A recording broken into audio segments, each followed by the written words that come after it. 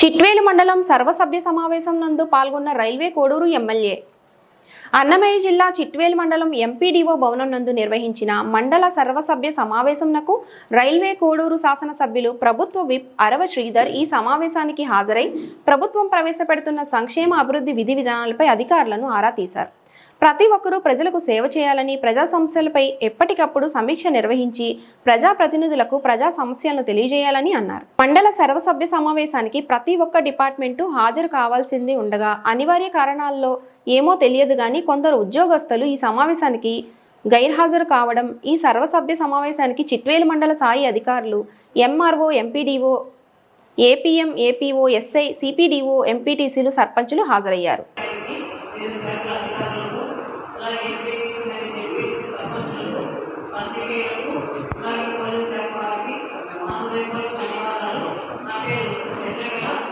నేను చిట్వేలు మండల సమయంలో ఏపీఎంగా పనిచేస్తున్నాను.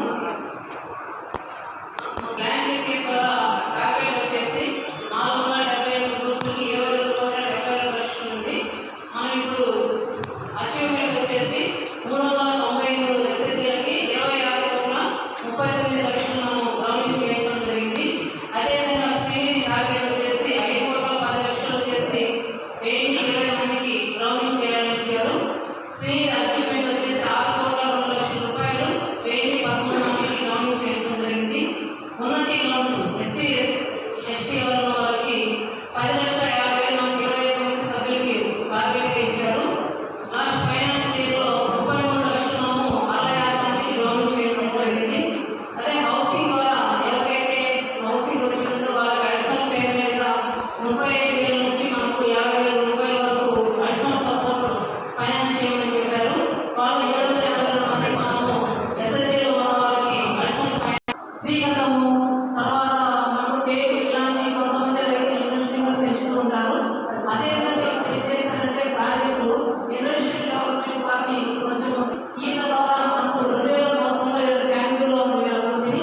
ఈ కంపెనీ ద్వారా స్టెప్కి తయారు చేసుకొని మన మండలంలో 350 మందికి అంటే ప్రాజెక్టులో 30 సెంట్ల వరకు వెదురు పెంపకం చేయించాలి అనేసి చెప్పి మనకు టార్గెట్గా ఇవ్వడం జరిగింది.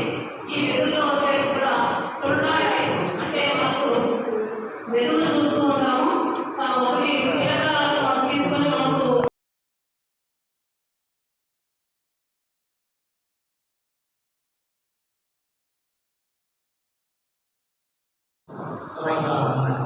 అధికారులకి రాజకీయ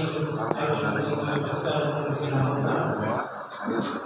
రెవెన్యూ పరంగా చూసుకుంటే మనకు ఫస్ట్ ఇక్కడ ఈ రెవెన్యూ ఇష్యూలో మొదటి మధ్య ఎక్కువ ఇష్యూస్ వచ్చేసి రైతుల సమస్యలు వస్తున్నాయి.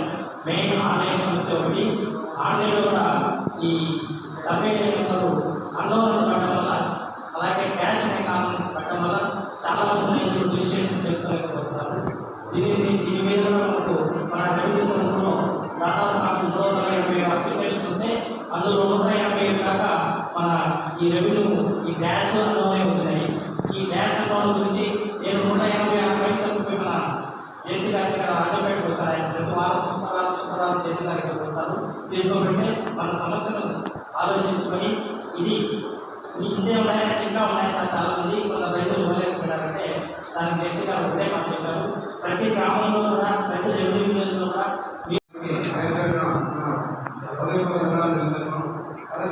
ఈరోజు అగ్రికల్చర్ డిపార్ట్మెంట్ చూసుకుంటే మనకు రైతు బాగుండాలి, మనం బాగుండాలి ఉద్దేశంతో రైతు గురించి చెప్పడం జరిగింది. అదేవిధంగా మీరు ఏం చేస్తే రైతు అనే వాళ్ళు వాళ్ళ సాయిల్ డిస్టెన్స్ అంటే ఒప్పుకోరు. ఎందుకంటే మా సాయిల్ బాగుంటేనే మన పంట బాగుంటుంది అంటారు. కానీ అది కాకుండా మీరు ఆర్టికల్ ఫైనాన్స్ చెప్పేదంటే ఎవరి ఇయర్ వాళ్ళు ఒప్పుకున్నా ఎవరి ఇయర్ వాళ్ళకి అర్థం ఉంటుంది. ఎందుకంటే ఇప్పుడు రాము తోట నాన్న అడిగారు, మామూలు వచ్చింది దాని ఎంత పర్సెంటేజ్ అది ఉందా మీకు తెలియజేసిన అడిగారు. కానీ మీకు ఆన్సర్ లేదు. ఎందుకంటే ఆ రైతు దగ్గర ఏదైతే పొటెన్షియాలిటీ ల్యాండ్ లేదు కాబట్టి ఆ పూత రాలిపోతుంది. ఇప్పుడు ఉండే గవర్నమెంట్ ఏమి వివిధ ఫర్టిలైజర్ వాళ్ళు తీసుకొస్తారు, తక్కువ ధరలోనే తీసుకొచ్చి వాళ్ళు ఫర్టిలైజర్ చేస్తారు. చేసిన వెంటనే అది 1 వీక్ లేకపోతే 1 మంత్లో ఆ పూత రాలిపోతుంది. వాళ్ళు ఎంత మోతాదులో వాళ్ళు యూజ్ చేస్తే ఆ పూత అనేది మీరు ప్రతి ఇయర్ రైతులకు వెళ్ళి సాయం చేస్తారని చెప్పని ఆయన కుటుంబంలో ఎప్పుడు నేను ఆయన